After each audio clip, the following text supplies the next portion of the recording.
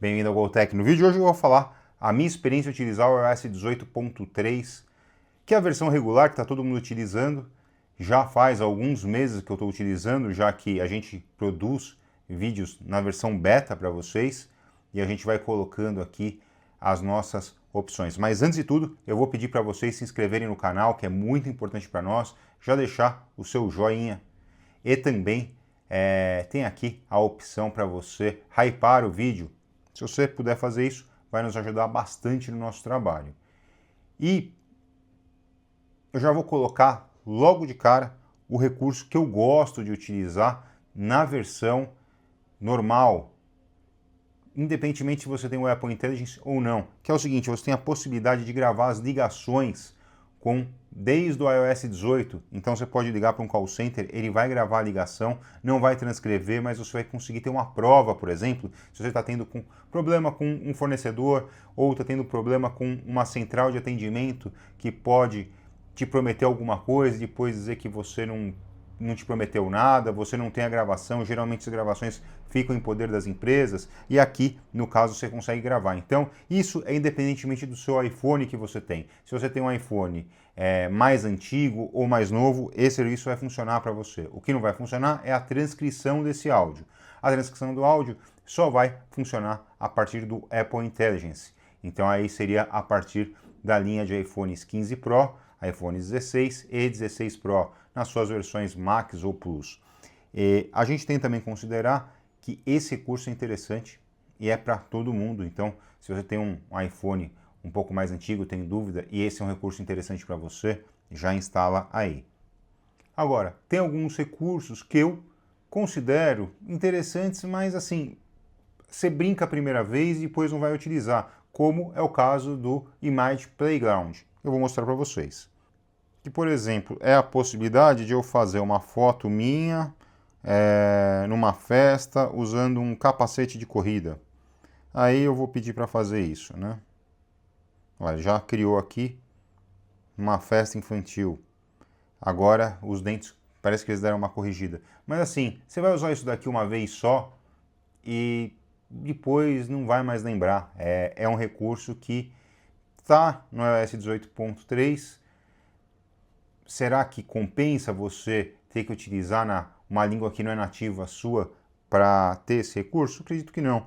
Isso daqui você pode utilizar em aplicativos como Leonardo IA, ChatGPT, Gemini, Copilot. Então, ter o desconforto de utilizar uma língua que não é nativa sua para rodar isso daqui não me parece um argumento interessante.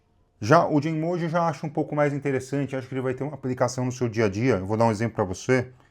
Smile with hat.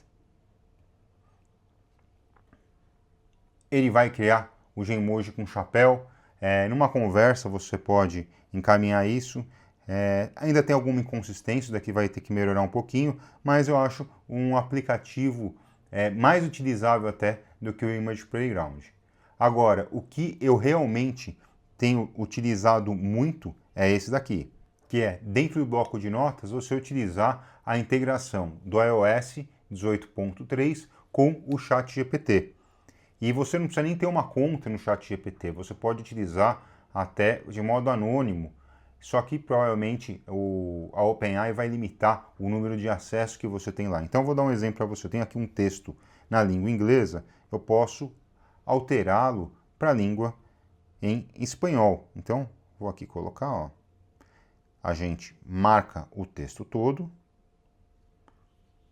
venho aqui no símbolo do Apple Intelligence, ou esse, ou ferramentas de escrita, clico nele, venho aqui embaixo, composição, e aí você pode colocar a ordem em espanhol, em português, em italiano, em francês, pouco importa, porque é o ChatGPT aqui que vai trabalhar. Então eu vou colocar em inglês mesmo. E aí ele vai fazer o trabalho dentro do seu bloco de notas e você ainda tem os recursos, por exemplo, de voltar na edição. Se você tiver tabelas, tiver figuras aqui, porque a maioria das pessoas não sabem, mas você pode colocar imagens dentro das suas notas. Então, é um recurso muito interessante, ele continua fazendo, quando fica colorido a letra é que ele continua trabalhando, e isso daqui sim, eu acho um recurso interessante para você ter o desconforto de utilizar o seu sistema operacional em outra língua, até que a Apple não lance o Apple Intelligence nas línguas nativas, que eles prometem que vai sair agora em espanhol, português, coreano. Então, eu acredito que todos nós estamos nessa nova atualização que deve sair no 18.4 com Apple Intelligence nas nossas línguas nativas. Então, eu vou dar um done aqui, ó. Vocês podem perceber que eles conseguiu fazer uma tradução do texto que era em inglês para espanhol, e o melhor, o contexto que o ChatGPT utiliza para fazer as alterações de texto, as traduções, são bem melhores, por exemplo, do que a gente utiliza lá no Google Translate. Então, isso daqui é um diferencial.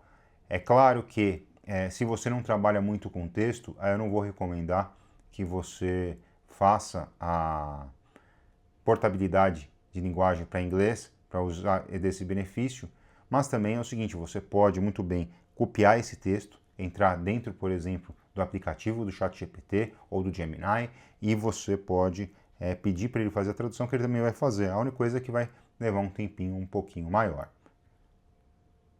Agora, um recurso que eu esperava muito e praticamente eu não faço uso é a parte de inteligência artificial do e-mail, que ele deveria conseguir fazer a distinção do que é cada e-mail, se é um e-mail pessoal, se ele é prioritário, se é um e-mail de propaganda, se é um e-mail de alerta.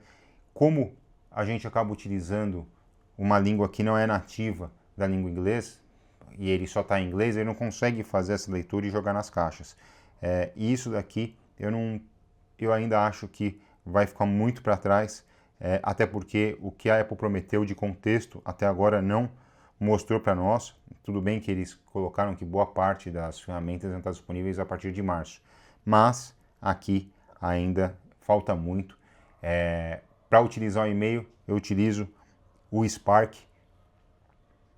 que é uma ferramenta de e-mail com inteligência artificial. Vou deixar o link na descrição para você obter um desconto lá para você testar na assinatura do SetApp, que eu acho bem interessante, que você pode colocar tanto esses aplicativos quanto no seu iPhone quanto no seu Mac.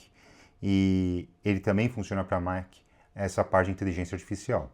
Então, em suma, é basicamente isso que a gente tem de recursos no iOS 18.3 que está disponível para todos.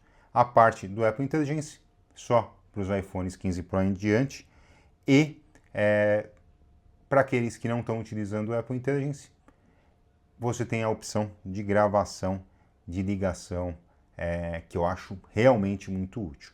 Espero que vocês tenham gostado desse vídeo, peço que se inscrevam no canal, que é muito importante para nós, e os aguardo no próximo vídeo, pessoal.